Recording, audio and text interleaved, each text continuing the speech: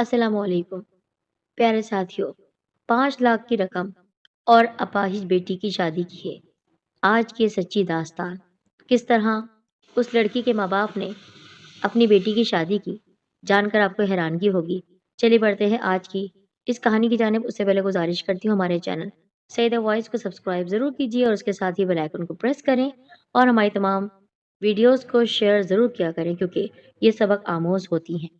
गुर्बत और ईमानदारी, ये दो चीज़ें बेक वक्त किसी इंसान के पास हों तो कभी कभार जिंदगी उसे आजमाइश में भी मुब्तला कर सकती है, और जिससे निकल कर आना आसान नहीं होता।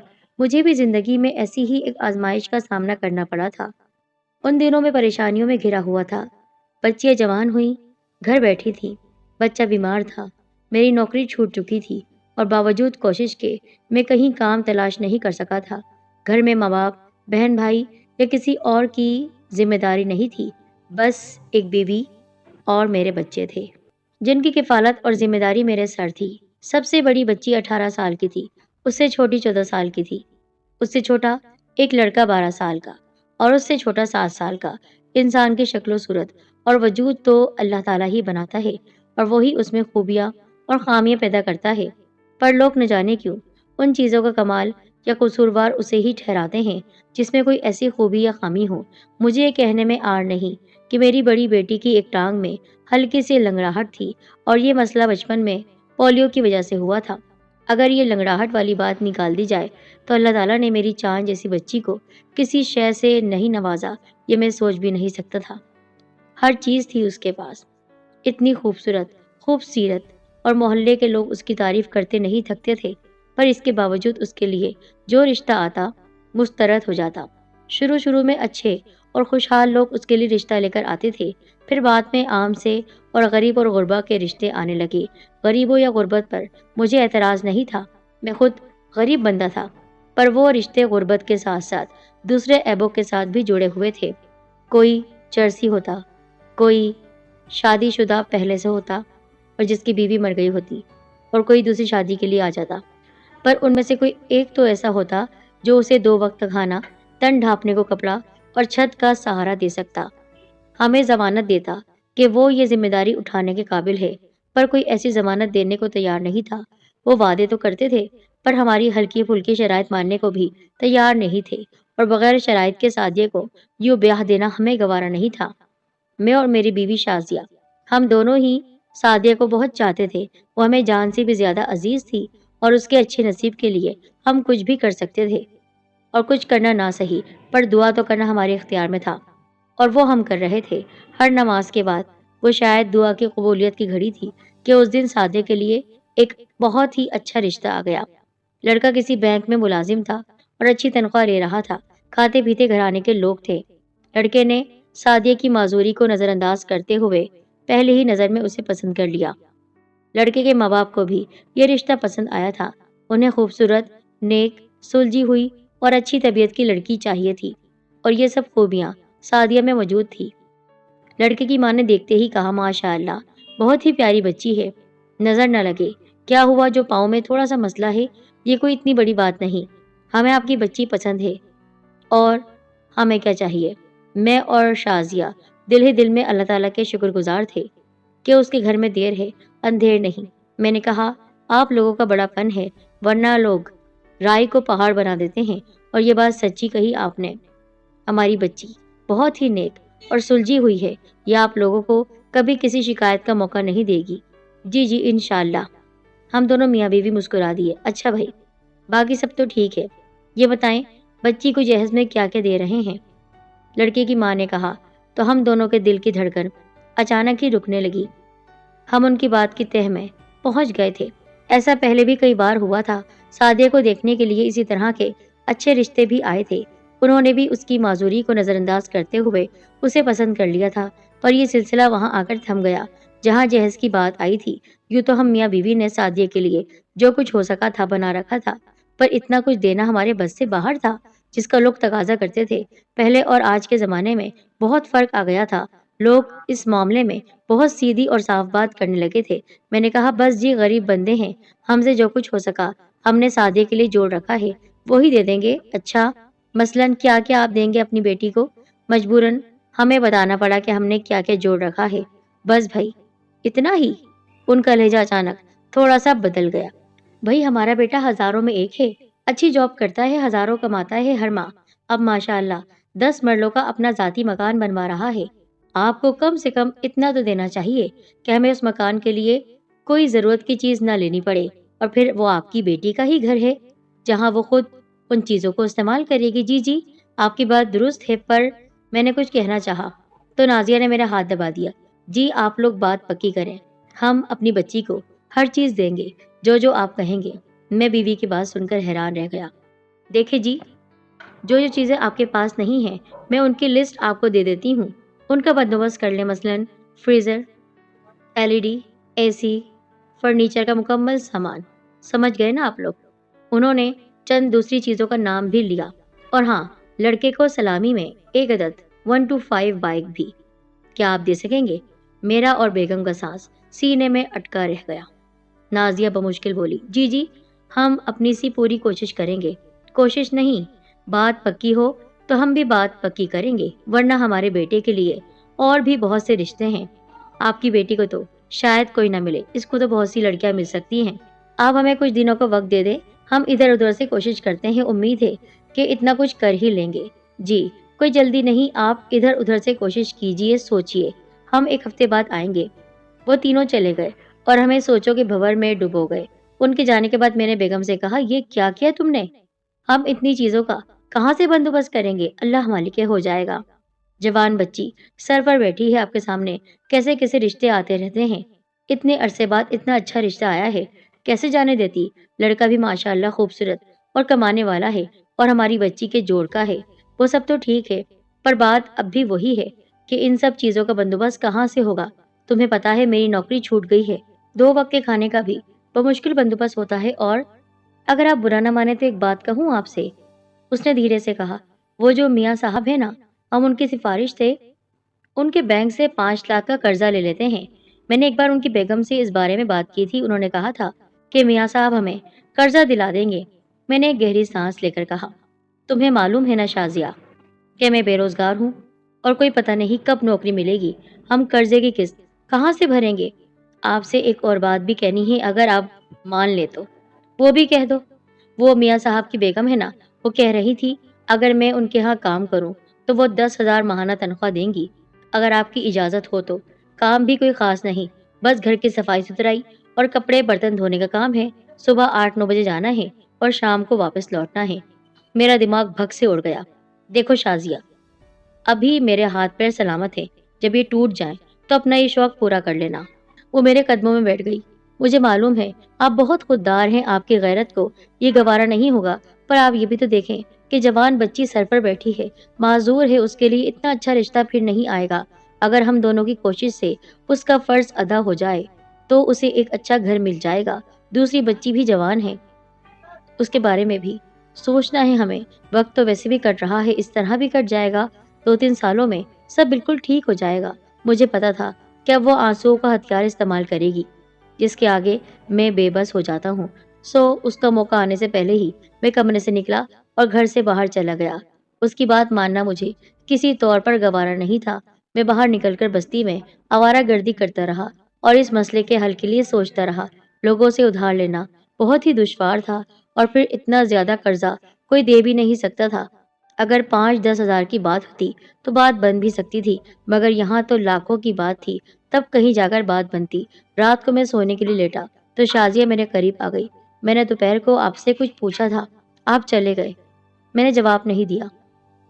अचानक उसके गरम गरम आंसू टप टप करके मेरे सीने पर गिरने लगे। मुझे इसी का खतरा था। मैंने आपसे सारी जिंदगी कुछ नहीं मांगा, बस अपनी बच्ची के अच्छे नसीब के लिए आपसे कुछ मांग रही हूँ। बस आप इस बार मुझे दे दीजिए, फिर आपसे कुछ नहीं मांगूंगी, कभी कुछ नहीं।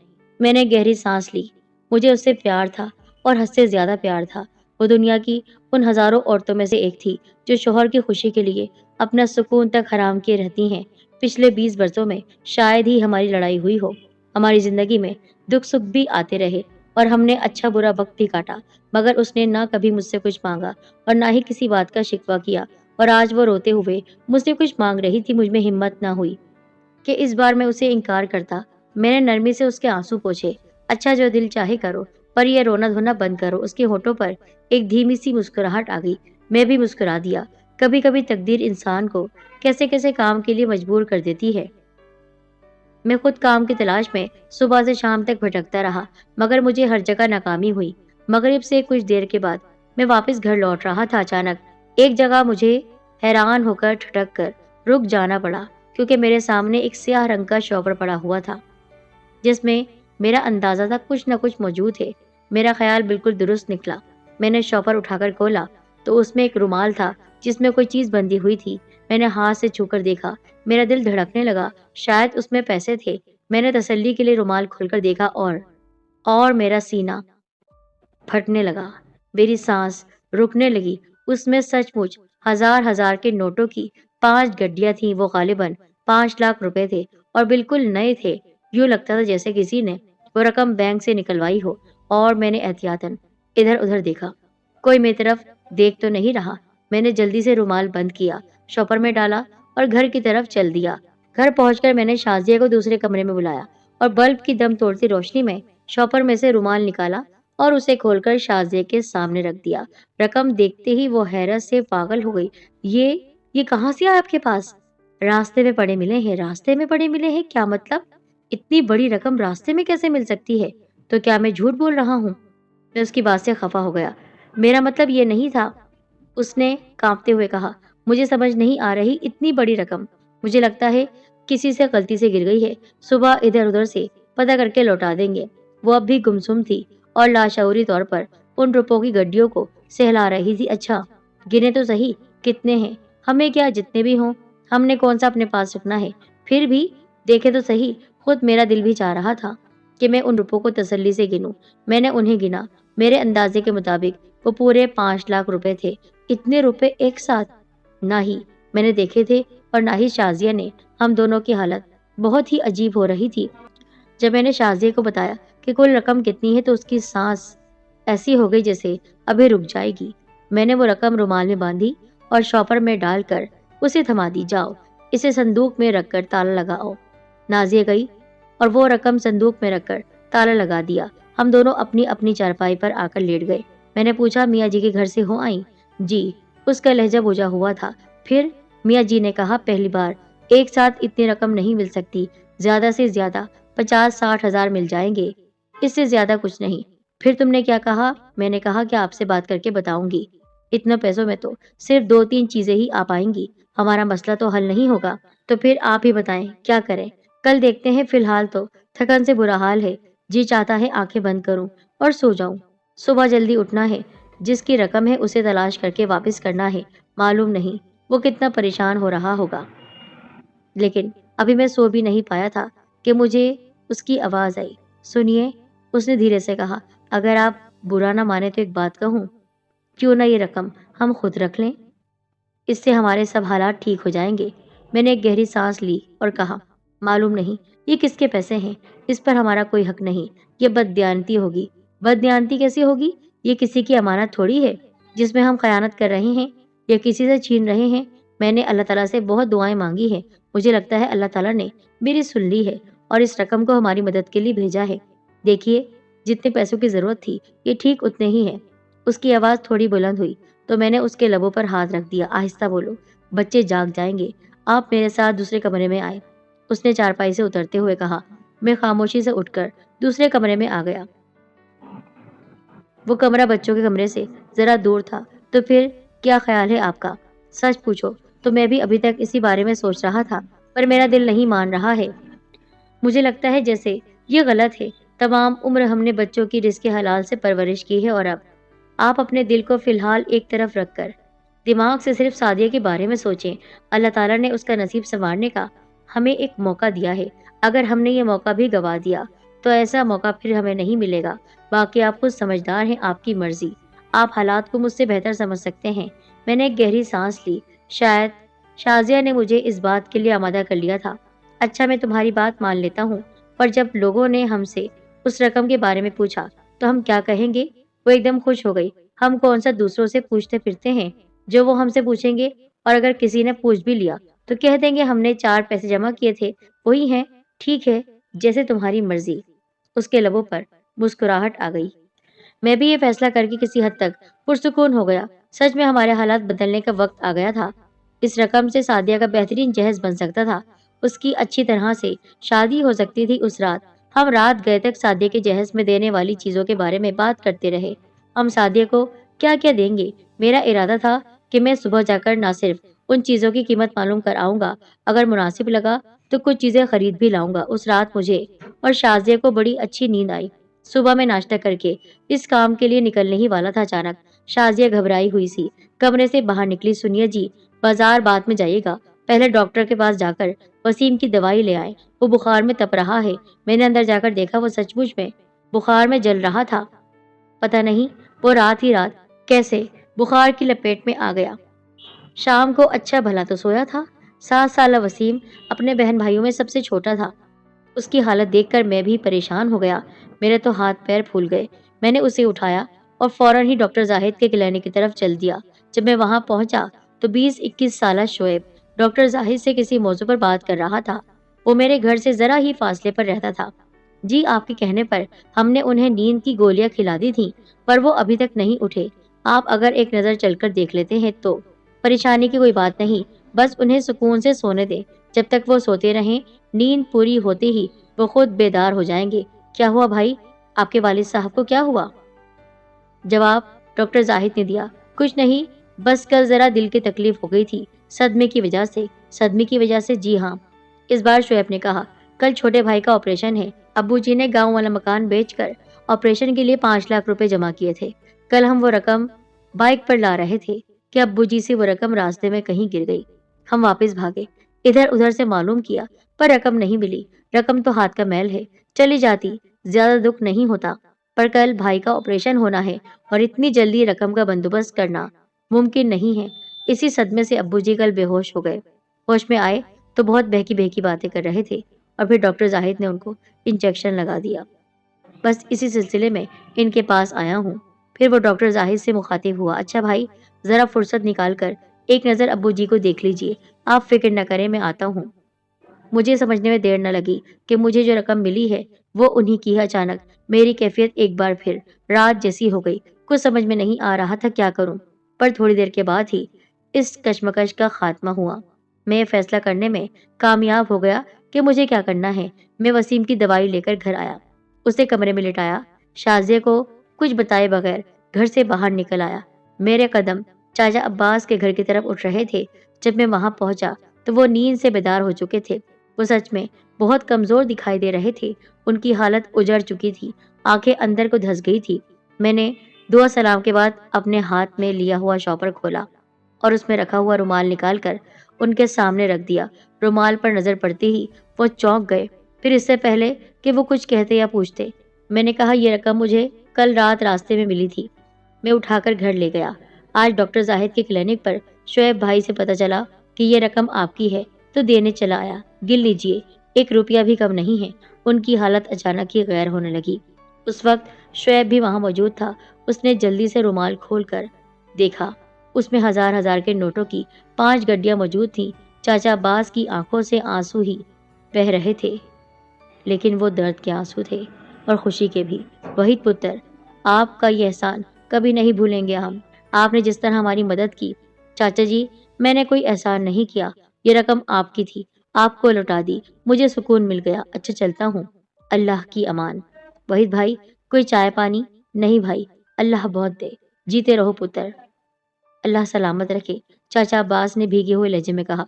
फिर अचानक ही वो एक जुमले की तकरार करने लगे, जज़ाकल्लाह खैरो, जज़ाकल्लाह खैरो। न जाने कब तक वो ये जुमला दोहराते रहे और उनका ये जुमला मेरे कानों से टकराता रहा।